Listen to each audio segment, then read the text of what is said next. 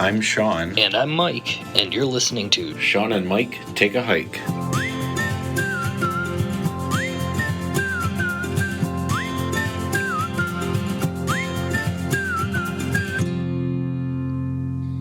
Welcome to another episode of Shawn and Mike Take a Hike. What do you want to talk about today, Shawn? Today, I thought we could continue our, timely topics that we seem to have been doing the last couple of episodes. It's been a habit, hasn't it? It has been a habit, but I kind of like it. Like, it's, tis the season type thing. Not that our listeners have to listen to our episodes in order or when they come out, but... No, but I'm assuming some people do, so let's keep that going. Sure. So today's It's on topic for episode us. was inspired because I recently had a friend, or let's say it's a friend of a friend, had a friend of a friend who is currently waiting the results of a Lyme disease blood test. Oh, shit. I didn't know that. So I thought we could talk about, not specifically Lyme disease, but I thought we could talk about ticks in general. Right. Ticks are a hot topic. You and I bring them up quite a bit. We have had a separate episode about bugs and bug repellent, but we never specifically focused on ticks. So I thought we could do one about tick prevention, tick diseases, what to do if you get bit, how to watch out for them, what to look for, that sort of stuff. Everything tick related when it comes to some little fuckers are going to be getting pretty active. Yeah, I mean, this is the time of year, right? I mean, it's... Yeah. I guess if we're getting into it, let's get into it. But so, ticks are, generally speaking, especially where we're at, spring to fall. Right. Basically, if it's above freezing. Which is where we're at. Yeah. Yep. So, this is the time that the creepy crawlies are going to start coming out for the year. And ticks are one of those creepy crawlies. So...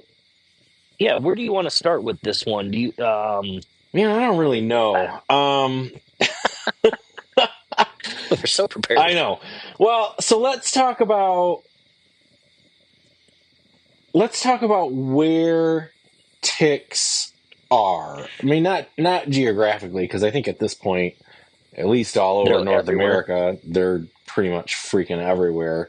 But let's talk about, generally speaking, where you're going to find ticks. So you're going to find ticks in, grassy or woody or brush-covered areas. More so than, not so much in, a freshly manicured lawn. Or, if it's, what you would consider an overgrown brush type area. Right. That's where ticks are going to like to hang out. Right, yeah, nothing that's manicured or, cut all the time, anything like that. But we mentioned one of the trails we went on last year was definitely not a very well-traversed trail because it was very overgrown in certain areas. And my number one concern were ticks, when we were cutting through all of that. And spoiler alert, we found some ticks. No, that one we did. Did we? Okay, yeah. I was going to say, I couldn't remember if we did or didn't that trip. Yeah, because that was the one, remember, when we were in the parking lot before we even set out, people were coming back in and saying how bad the ticks were, and then we got back to the car, that's right. And the people that stayed at the other lake were talking about how bad the ticks were. We found some, we just didn't find what you and I consider a lot. Right, yeah, we found a handful, but not a ton. Yeah, we had encountered worse, but it's if you are on a trail and a little bit off of the trail, there's overgrowth. Ticks are probably there. Yep. Stay on the trail, stay on the middle. That's why we always say not the only reason we say that, but stay to the middle of the trail, and you've got a better chance of avoiding them. Let's explain. Let's take a second to explain why that is. For anybody that doesn't know, I'm going to say it's how ticks hunt, but I don't know if hunting is the right word to use. Right. Yeah. How they prey or how they whatever. Yeah. So they climb up lower level elevation or not elevation vegetation. To get out to the edge of a leaf or a branch or something they get on their little hind legs and stick their front little crawlies out Yep. or grabbers out, and then anything that brushes past them, they just grab on Yeah. and go for a ride. Right. Literally waiting there for something to brush up against the tall grass or the bush or whatever it is they're on. They literally Yep. climb to the tippy top edge of that and put their Yeah. little feelers out, waiting to grab the first thing that goes by. Yeah. I usually am more concerned about like knee and waist height brush. I'm not stuff that's taller. It usually don't run into brush along the trail that's taller than that anyway. I But don't agree. that's where usually no. Well, I mean, I do agree with what you're saying. Like, I agree, like, waist and knee high is what I also look out for. I Yeah. don't agree that that's all you run into is on the trail. Like, remember when we were up in Pictured Rocks, that trail leading back to the parking lot, it was like shoulder high. We were walking through with our arms up in the air. Yeah. Okay. Yeah, that's true. So, Yeah. like, I think vegetation definitely gets higher than waist or knee high. Yeah. I think True. I think the ticks primarily do the near waist high Right. stuff. Yeah. I think that's where the majority of the wildlife that they're mainly catching a ride on Yeah, are yeah, going to be at. Yeah. yeah. So they've evolved to learn that they go so high and that's where they're going to catch a meal. I say that not being a scientist and leaving room for being wrong. Right. Do your own research. Got to get that out there. We're not professionals. But yeah, but like Mike said, stay in the middle of the trail. If the overgrown brush is to the outside of the trail, staying in the middle should help keep Right. more If ticks it's a off wider you. trail. Yeah. Yeah. We've encountered the barely a foot, like, or I guess a human foot width uh, Yes. wide Yeah. trail, and you're just stepping on that, and you're just everything's getting brushed up against you and everything. Sometimes you can't avoid it. Right. It's just unavoidable. But do what you can. I mean, that's where you and I. That's where our duct tape trick comes into play, and things like that. We try to just use that to prevent getting them all over us. They usually get stuck on the duct tape, and then we've got a collection of ticks. Okay, so let's get into that then. So you mentioned the duct tape thing, but let's talk about prevention. Like, for people going out that don't want to get all ticky, what are some good ways that we can recommend to prevent ticks? The most recent one that you and I found is the permethrin Yep. spray. We've I doused my tent. Well, the new tent I haven't, but the old tent and all of my clothing that I typically wear on the trail, I soaked or sprayed down with permethrin. And realistically, I think that really helped because the last time we were out there, really didn't see a whole lot of activity or evidence of it. Again, I don't really see them when we're on the trail, so I don't know how many it avoided. Yeah, I know. But right. Well, that's the thing. Like, we don't have again, we're not scientists, so we don't have like the control group and then the test group and which ones do ticks prefer. So we don't have like the A and B test. Neither one of us are willing to not try the new method. Like, you don't do anything, I'll get all deeded up. Yeah, right. But so I think permethrin for sure, right? Like, I again don't have the like B test or the placebo test, but like I think the permethrin works. The internet also agrees and thinks that the permethrin works. So I feel comfortable recommending that. Obviously, permethrin you can't use on your skin. So my tried and true DEET. Love me some DEET. Yep. According to the specialists, you are only supposed to use 20 to 30% DEET on your skin. That's a do your own research thing, friend. I mean, you do. Shawn's going to grow a third eyeball because he uses 100%. I don't use 100% on my skin, but I'm going to say I have been known to use more than 30%. Yeah. I'm a big fan of Pickardin. I have that I can't remember it now. The don't bite me or no bite Yeah. cream or whatever. I'm a big fan of that stuff. It has a lemongrass or whatever scent to it, so it's not a overbearing scent like Yeah. DEET. And it's safe for the skin, it's safe for pets, all that kind of stuff. So I like putting that on. That's for my skin. That's what I put on me. Clothing, like I said, I do the Pickardin, and then if mosquitoes or anything are real bad, then I DEET up, Yeah.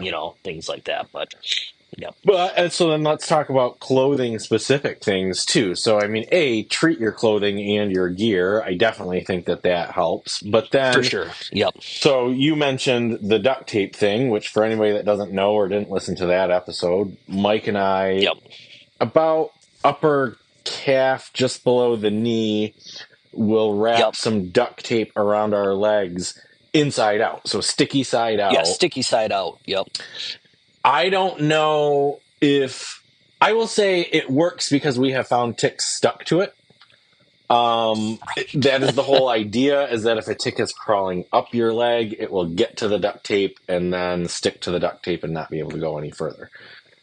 Right. I don't really know what to tell anybody as far as what if the tick crawls up inside the duct tape, like behind on the smooth side. Right. So you're not going to catch them all, but you're definitely going to catch some because we have Right. caught some. Well, so we have caught some on the duct tape. If they go under the duct tape, the shorts, well, the pants that we have worn in the past are the convertible pants that zip off. So the bitch of those is that they have that fold to cover the zip, but typically the ticks also get stuck in that fold. Right. Like they can't go around it, so they either get stuck on the duct tape or on that fold. And then when you peel that fold back, you just grab your duct tape and Yeah. kind of pick them up and stick them to it. So that's the part of the benefit of those pants. I'm really getting sick of all the crevices where ticks have been found, though. But then the other thing that we do in conjunction with that is tuck the pant leg into your socks so that they can't climb up your pant leg. And then next section up, tuck your shirt into your pants so that they can't. Well, that's not to prevent them to go up your pant leg. It's so they can't get to down into your feet, or like can't get to directly to your skin. Well, yeah, I guess up your pant leg. You're right. I'm sorry. I'm out. Yeah, they're on the outside of your pant leg. Yes, they're not on. They're not on your leg. Yes, misunderstanding of the phrasing that I used, but yes, it's so they can't get up the inside of your pant leg to crawl up your leg. Yep. They're stuck to the outside of the pant leg. Yes. But then the other thing that I would say too, even in conjunction with both of those things, I also recommend wearing lighter colored stuff. Lighter or brighter, yeah, for sure. That doesn't necessarily prevent the ticks from getting on you, but it does make it so you can at least see them easier. So lighter ticks are typically pants, a darker color. Yeah, right, exactly. Yeah. So you can easily see and easily find those ticks. You're not like searching for them quite as hard as if you had like a dark colored pant or dark colored socks or all those things that go with that. Right, which we're both guilty of. We have our navy and black pants. We have, like we're guilty of not necessarily following that, but it's hard to find light colored pants that look good. Well, I mean, you want to be a little bit of fashionable. But my new bug off pants that are permethrin treated, those are khaki. So that is a lighter color than the dark ones that I used to wear. That is lighter colored. Okay. Yep. Fair enough. So from that, I mean, that's pretty much how to kind of prevent. That's your pre-hike prevention. Yeah. Like spraying up, getting your clothing prepped and getting your skin prepped, whatever. What do you want to do during your hikes or once you get done with your hike? So we have mentioned this before too, but worth repeating. I mean, periodically, but at least when you get to camp or you get done with your hike for the day, you're going to want to do a full body check. Oh, yeah. Like full body tick check, paying attention to your scalp, paying attention to like your hot spots basically is where you want to pay really close attention to. So like behind the knees, in your armpits, in your elbows, down in your shoes, like between your toes and things like that. Mm-hmm. in your groin, in your waistband, in your socks, like all of those like real traditional hot spots. And Yep. what I would say is if you are not comfortable having a friend assist you with those tick checks, or if Right. you are solo, you're going to want to take a hand mirror, like especially for your hard to Yep. reach places that you can't really Or see all or that be, good, yeah, or start doing yoga and get very or flexible. get real flexible, one or the other. I mean, I think the mirror is the easier choice. I've got a little pocket sized, credit card sized one that I Hmm. take in our, it's in with Yep. all of our first aid stuff, but like I take that with Yeah. us to, I am not a spring chicken and I am not super flexible. There are areas that I just cannot see with my own eyes. And Yeah. I will say Well, Mike and I have been pretty good about checking each other over, but even let's be honest, there's some spots on Mike that I don't need to be checking. So, right. Yeah, and vice versa. So, but I mean, even while we're on the trail, you and I are pretty good about like if I'm leading and you're in the back, yep, you're pretty good about saying, "Hey, like the duct tape's working. I see three," yep, or what. So at least we know there's three on your duct tape. So we definitely need to do a check. correct. Uh, to find because there's probably a couple in the folds of your pants Yep. or under your belt or whatever. Or we've both Um, stopped each other a couple of times too, depending on who's in front. It's usually the person behind the person that is saying things, yeah, but like we've had each other stop, like, hey, hold on, you got something on your pants, I want to see what it is. right. Usually winds up being dirt or schmutz or whatever, but Let's. like pay attention to that sort of stuff. Like Mike is saying, it's a good Yep. indicator of, well, if you're noticing it while you're on your walk, then for sure you know you got to do a thorough tick check Thorough check. when you Yep. get to camp. Yeah, for sure. And I mean, that's every time we stop and we take a break, which we don't take nearly enough of, but um, it's a good idea to just do a quick check over your backpack of everything that's either on the ground or is rubbed up against something. Just do a quick check before you get going again. Just say okay, because the earlier you get it off of you, the better. So Yeah, well, let's put a pin in the earlier that you get it off you, the better, because that gets right, into a okay, little bit of one of the other topics that I want to talk to. But yes, 100%. The earlier you get it off you, the better. Let's, well, I guess let's get into that, and then I'll come back to the other thing that I was going to talk about. So okay, let's talk about, okay, you got one on you, it bit you. Let's say you just okay. got one on you. You don't know if it bit you or not. Get You it see it off you. crawling. Yeah, If it's still crawling around, if it's still moving, chances are it hasn't bit you because once they bite you, they don't move. Um, right. but so yeah, if you can catch it while it's still crawling around with you, get it off in one way or another. Whether that's just flicking it Your off. duct tape. Mike and I like to use the duct tape, like you're saying. Um, Turns out if you can get it stuck to the duct tape, it ain't coming back off. So, Right. Right. And then you can just throw it in the fire. um, but let's say you've got one that bit you. What is the proper way to remove one that bit you? Well, you and I like to take I think it's called a tick spoon or a tick. It's a tick remover, Yep. but you want to go from the behind it and pull it out. If I think that's the correct way, go from behind it so you get the head and everything out with the body. You Correct. don't want to detach the head. Right. Right. That is the So big thing. You if don't you want to detach the head. So you want to pull steady pressure is how I guess I'm going to say it. Steady pressure to right. pull it upward away from the skin in a fashion that doesn't crush it and doesn't twist it. Right. Yeah, and the steady pressure is on your skin. Like if it's on your leg, push down on your skin on your leg and try or go from the butt of the tick towards the head underneath it with this scoop or tweezers, whatever you have, and that way it gets underneath the tick and then gets to the jaws or the mouth, Mm-hmm. whatever, and pulls that out of your skin. Right. Because they've got like I made the mistake of looking at Gross. their jaws or Yeah. whatever, and I mean they've got some teeth on them fuckers. So, like they're attaching themselves, so you want to. and that's where all of the chemicals or poison or whatever is that can cause disease Yeah, is right there in their mouth. right. So you want to make sure you get their head detached because you want the mouth detached from your body. Correct.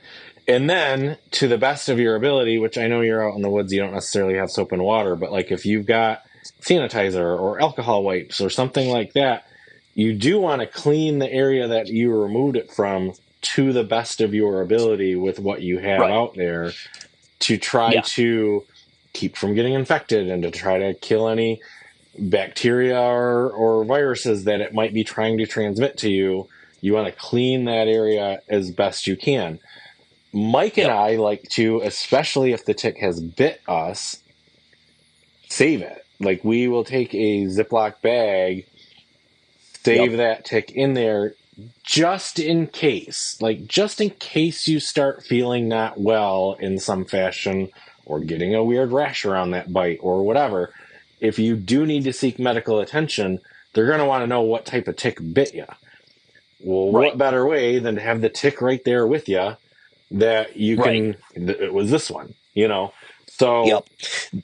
The other option, you could take a picture of it, yep, like, but realistically, if I've got a tick on me, I'm not getting my phone out to take a picture of it. I just want to get it off, right, you know. right. So, But then you're going to want to watch for signs of infection or illness. So, like, are you going to get a rash around that where it bit you? Do yep. you start developing a fever? Do you start Hmm. feeling joint pain? Do you, I mean, you're going to feel fatigued anyway, but fatigue is a symptom of tick-borne Right. disease. So, like, pay attention to how you are feeling. Hopefully, you're fine. If you get it off within the first 24 hours, you should be in the clear. Should be. Right. This is not official medical advice. Mike and I are not doctors. But like you should be okay if you get it off in the first 24 hours, which is why the daily tick checks are so important. Right. But still watch for symptoms of illness following a tick bite because it could be serious things. And we'll get into specific illnesses here in a second. But Yeah. the other thing, So, if I can just one last thing, yep. Go ahead. if you do find ticks on your clothing, Hmm. one of the tips that I found on the internet was Mike and I have talked about we get back to the vehicle and we throw all of our hiking stuff in a plastic bag so that we don't get mud and slash ticks all over Mike's car. Right. When Yeah. you get home, throw your clothes likely in the wash, but then dry them on hot in the dryer. Yeah. The hot heat from the dryer should kill any that are still lingering on your clothes. Right. So what I was going to say is the reason you mentioned not to twist or anything like that, but the reason is if you twist, that can cause them to excrete more of the poison or whatever that could cause the bacteria to or your whatever, and it can cause more infection. You don't want to twist. You don't want to burn. Some people think you should burn them off. That's leeches. That is not ticks. Yeah, yeah. Don't burn them off. Yeah. They're not big enough to Right. burn off. You will Right. burn You're gonna burn yourself. yourself. Some people think covering in petroleum jelly or paint or nail polish will help. Like it might kill them, but that's also going to get into the wound area, and that's going to cause infection as well, and seal any of that Yeah, bacteria in the. It's going to seal it in rather than helping you get it out. So don't do any of those things. Like make sure you just, like you said, just the yeah. even steady pressure underneath it. Pull the head out and then just clean that infected, well, not the infected area, but clean the wound area, if you want to call it that, and the bite zone, and then just keep an eye on it. You got to keep an eye on that area, and then watch for If your symptoms. if you are going to be a regular person or even a one-time person, if you're going to be a one-time hiking backpacking type person, get yourself Hmm. one of these tick spoons, or they make little specific, they make a whole variety of specialty tools specifically Yep. for removing ticks. They are inexpensive. Throw one in your pack. Like, get one of these Yeah. things specifically made for it. Because, like, these little spoons that Mike and I, or that Mike is talking about that we take, they pop the thing right off. Like, it's a Well, great little and invention. they've got the little spoon or the little bowl, so like it pops them off, but then it has a spot to where it just keeps the tick Yeah. like right there. Yeah. It doesn't just pop it off and it's in the dirt. It just keeps it right in the Yeah. device.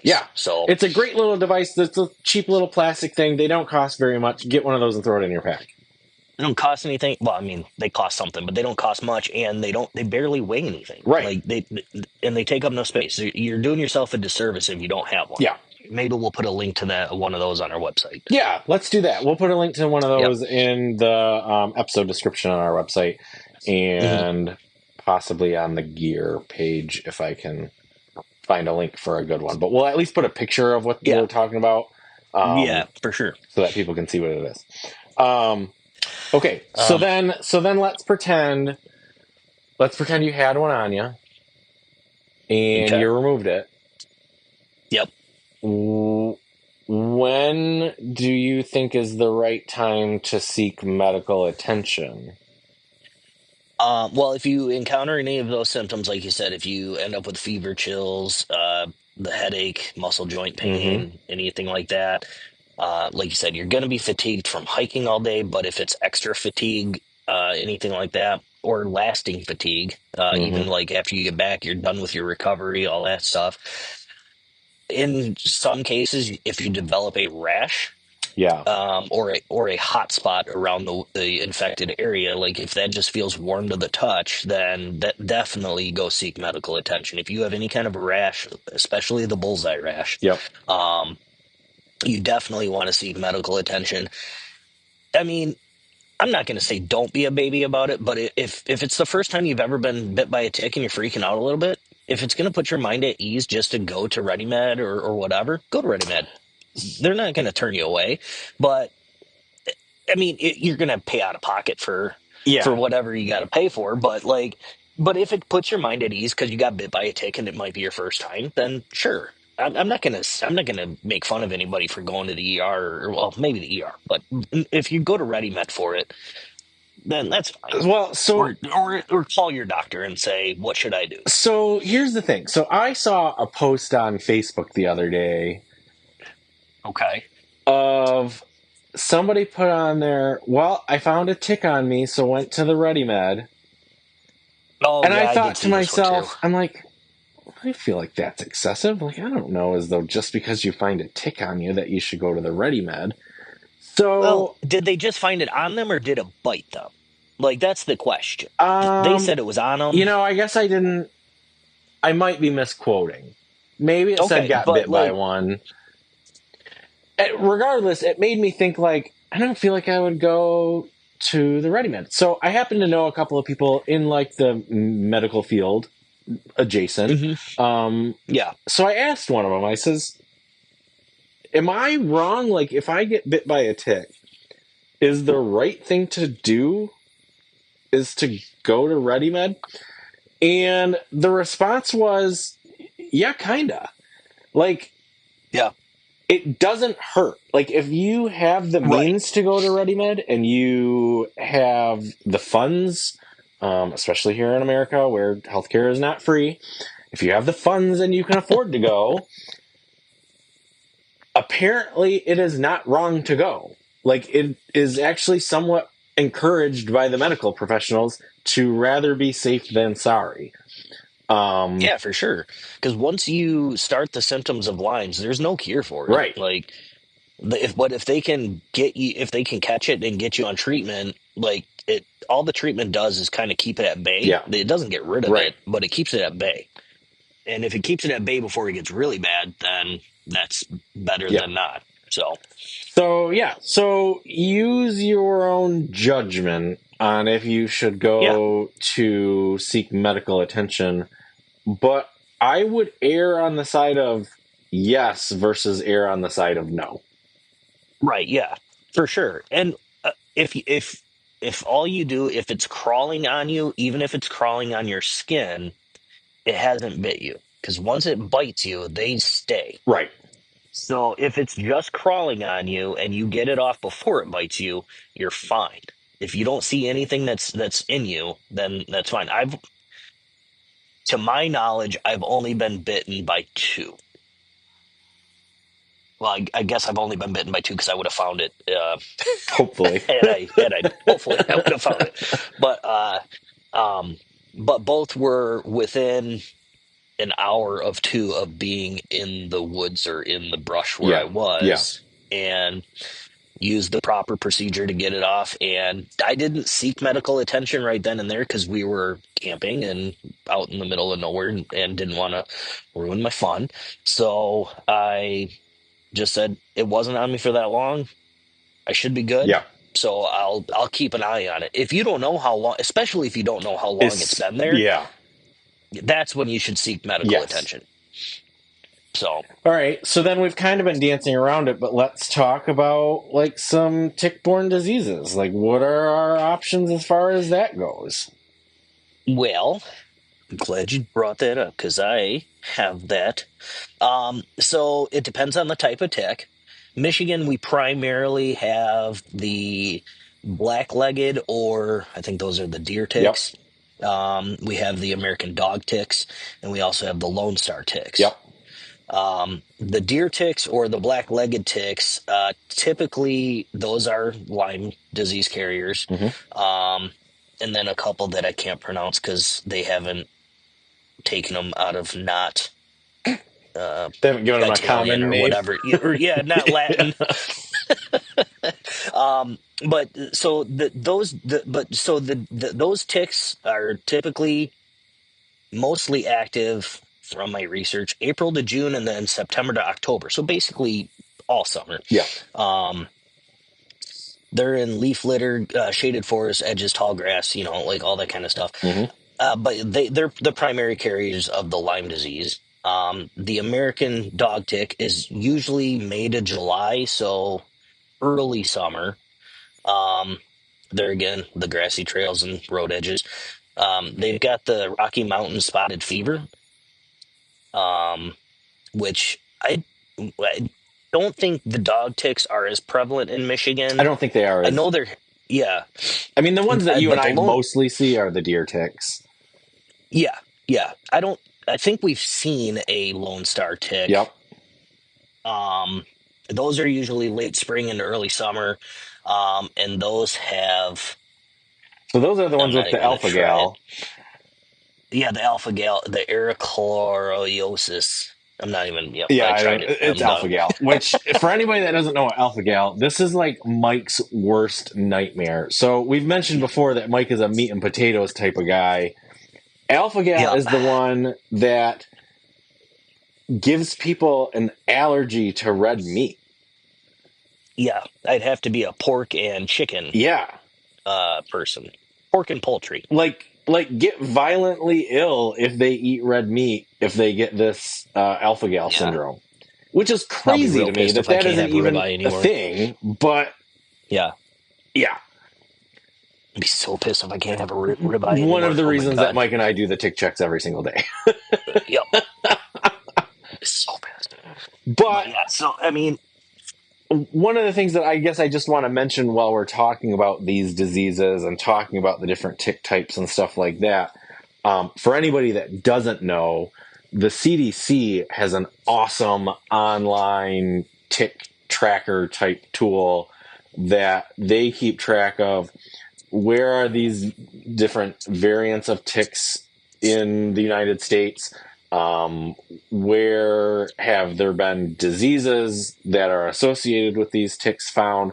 So that is a great tool. That's through the CDC website here in the United States. If you're in the United States and yeah, listening, I would highly recommend people check that out before they go, just so that you know what to be on the lookout for.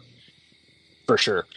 And I mean, realistically, like you and I have talked about it before, is that growing up, ticks weren't really a thing. Like, realistically, until my mid 30s, I don't think I really even was concerned about ticks.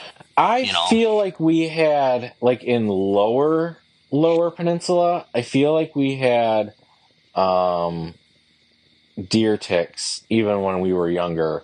And then as I've gotten older, those started moving north more and more. Hmm. And then Lyme disease got entered into the state kind of in the same way, where it started at the southern border and then slowly kind of just moved more north and more north and more north. And then that was like all we had for a long time. And not that Lyme disease isn't bad, because that is bad all in of itself.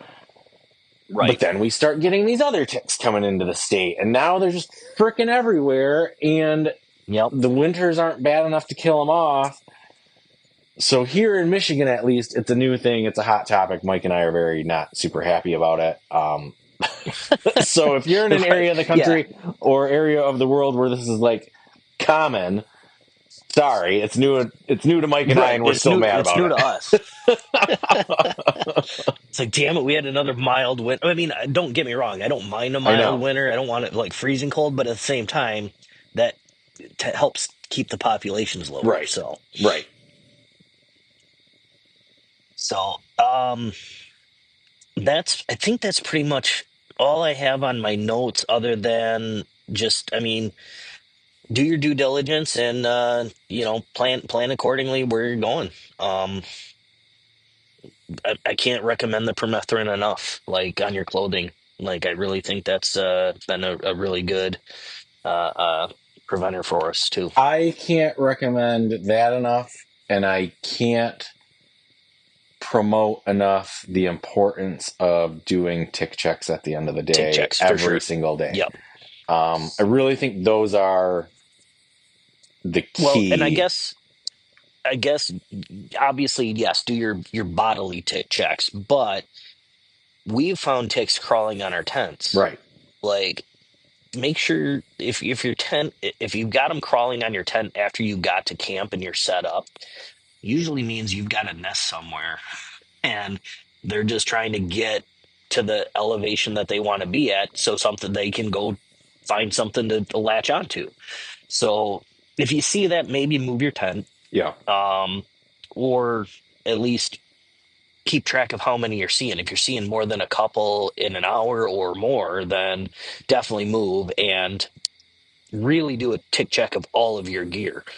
So, but it's not just you that you need to look out for, because if you get into your tent and a tick was right on the door and then it brushes on you and now it's in your tent on you and you're just going to bed because you've already done your tick check. Yeah. So it's good to be diligent on all of that stuff too. All right. Well, if any of our listeners have any tick tips that they would like to share with Mike and I or our listeners, please send them our way. We would love to have any tips or tricks that you have on how you prevent ticks or what you do to navigate this world full of tick-borne diseases. Feel free to reach out. You can reach out to us directly in our email, which is ShawnMikeHike@gmail.com. We're on most of the major socials at Shawn Mike Hike, or you can always reach us on our website, ShawnMikeHike.com. Please rate, review, and subscribe wherever you're listening to this podcast. And until next time, go take a hike. Yeah, and go take a hike and do a tick check. Thanks, everybody. We'll see you in a couple weeks. That's the best I got. See ya.